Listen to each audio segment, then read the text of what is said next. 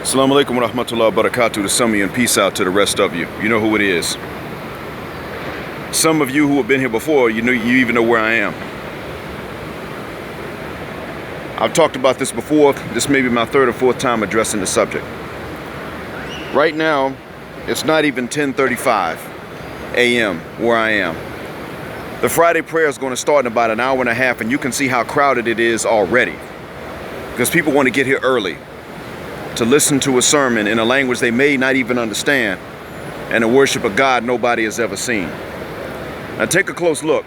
These folks are from everywhere, and they speak every language. Some of them even speak Spanish, believe it or not. It's rare, but they do come here. If you want to say that Islam is not black enough, then why don't you ask people who have been to either Medina or Mecca?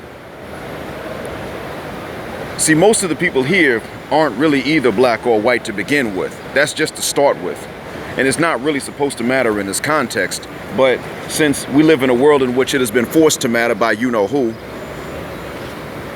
I want you to understand that you can't take a solution and then say that the solution is not a solution simply because somebody else has abused that solution. You can't say, for instance, that I think it's ephedrine, if that's the proper name of the drug. I'm sure I'm mispronouncing it. You can't say that it doesn't treat nasal congestion. It does. The fact that people abuse it to make methamphetamine does not mean that it is not part of another solution if it is applied properly. And that's what's going on here. People take prescription drugs that actually do help you if you have a particular issue. And they want to abuse them, mixing them with something else that treats something else. And then when they mix them the wrong way, they get something else. They get a high, but it tears their bodies up. That's not the case here.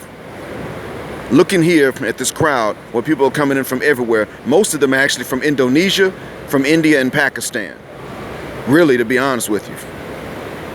But looking at the crowd here, there's no racial conflict, and plenty of them are black. Now, there are language barriers.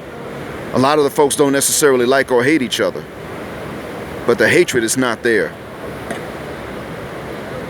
Don't take my word for it. You're looking at it on video yourself.